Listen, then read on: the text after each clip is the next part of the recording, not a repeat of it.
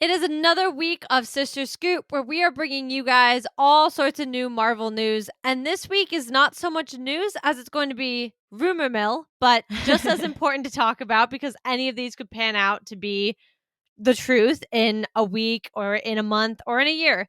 So we're going to start with an X-Men related, sort of related topic, but actually dealing more with Deadpool 3. And I just want to make sure I say it right. It's X-23 from the Logan movie is rumored to be making an appearance in Deadpool 3. Or I guess I should stop calling it that. It's Deadpool and Wolverine. Yeah, which technically it's still Deadpool 3. That's just not the official title. Like, I don't know. Civil I War feel is like the director technically always Cap explicitly 4. said otherwise. Nah, whatever. Anyway, yeah, I mean, I think this is interesting. I think her character is also interesting. You know, she was so young when she was X-23 in the Logan movie.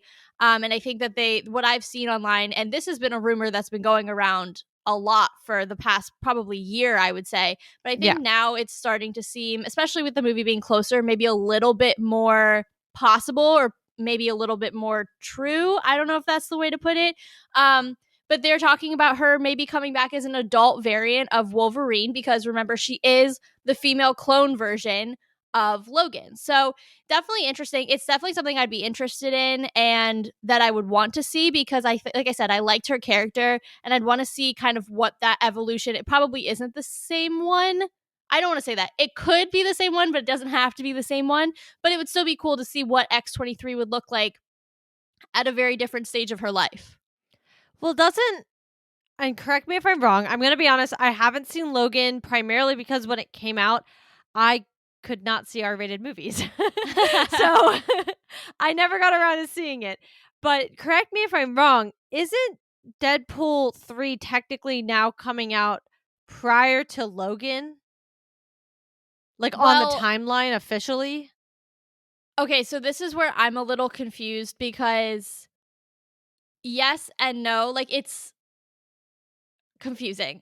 So there's a couple of options. It could be that they're different universes because there's that whole X-Men universe, right? Which Deadpool could very well fit in, but we all know that like they kept that as separate as they could, probably for rights reasons and stuff like that.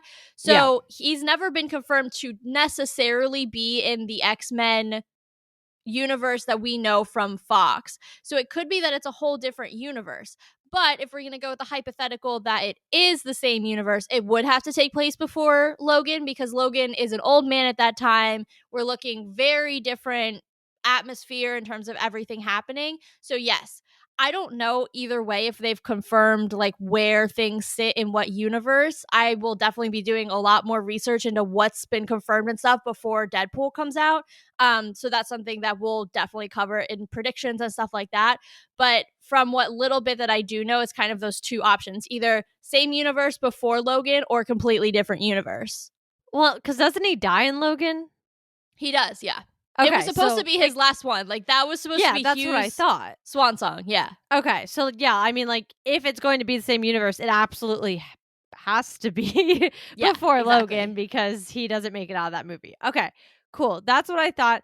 I'm excited. I would like to see her come in. I think she's an interesting character from the comics of what I know about her.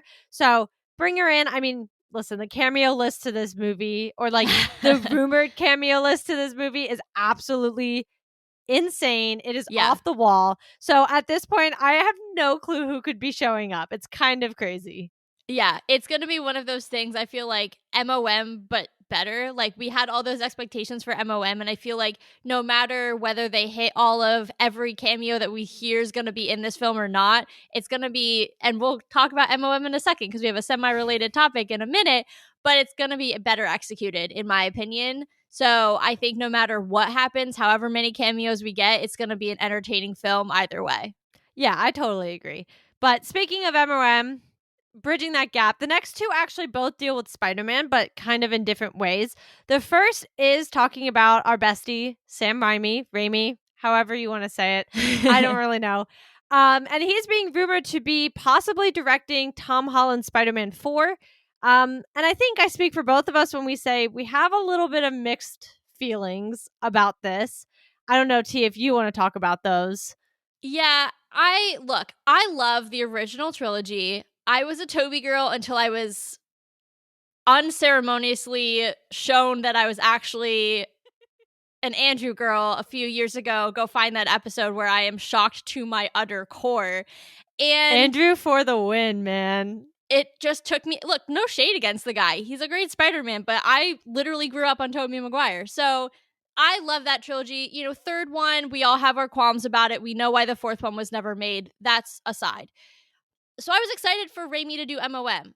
I did not like MOM. I still to this day don't like MOM. So I am a little bit nervous because as much as I know he's capable of making great Spider-Man films, he has an 0 for 1 track record for me in the MCU specifically. So that makes me, especially after No Way Home, that makes me very, very nervous for him to go back into the MCU.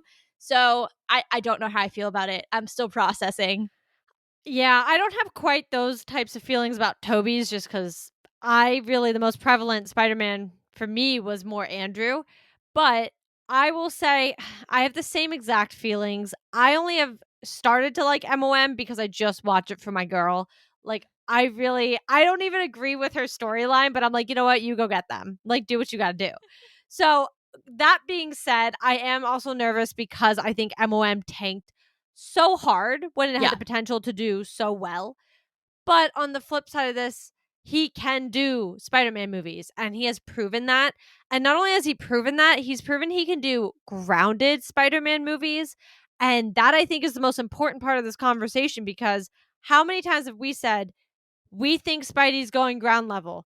Marvel wants him to go ground level. We're hoping Kingpin is his next villain in Spider-Man 4. I think all that being said, I want to say that Raimi's got it. He's got it. If he is chosen, he'll be able to do it because he did Toby's ground level and he did just fine.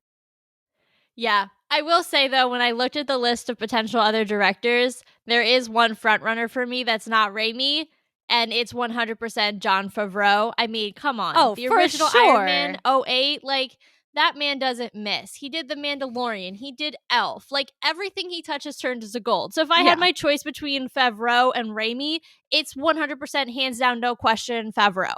Oh, I totally agree. And also, he would find a way to somehow allow Happy to be in that movie. Oh, yeah. Oh, yeah. So that's just like a win already there, too. As far as I'm concerned. For sure.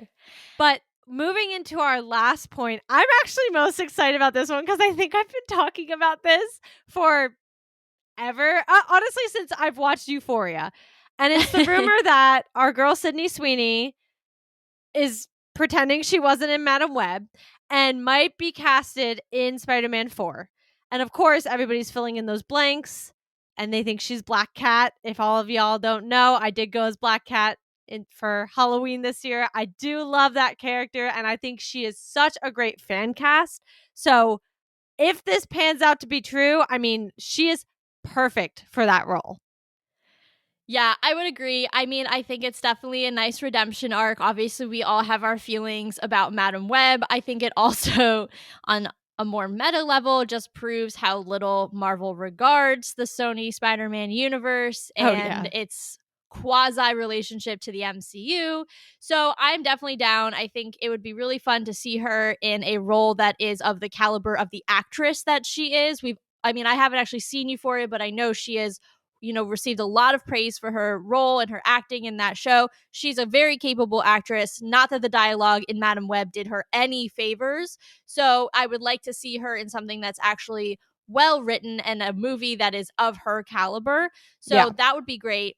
I do want to point out the other role that people are sort of saying it's definitely Black Cat is number one, but the second is then, of course, the classic Gwen Stacy. So that's another one that people are saying, if she's not Black Cat, that she might be Gwen Stacy. Unclear if they'll do that again. Obviously, we know we've gotten MJ, the original Mary Jane, Kirsten Dunst. We've gotten Gwen Stacy. It would be cool to see a love interest that we have not yet seen in either of the other two Spider-Man. So that would be my ideal number one. Yeah, I think Felicia Hardy's 100% the way they're going to want to go. And I say it all for what you're reasoning there. Think about Toby's. We actually had a Gwen and a Mary Jane. Yep. And then I think about Andrew's, where if he had had a third movie, we would have had a Mary Jane. Yeah. Shailene Woodley, anybody? She did She film some filmed. things for Yeah. the second Amazing Spider-Man. They were cut. And then obviously he never got a third movie. But we were on, and thank you. Whoever just like saved us for that. Thank you. No hate towards Shailene Woodley, but I can't see her as MJ in any capacity. So thank you. But we were supposed to get, both of them in that series as well. So yeah, we had a weird take on MJ in the MCU already. Let's go with Felicia Hardy. We got a hint in Amazing Spider-Man. We did have a Felicia Hardy.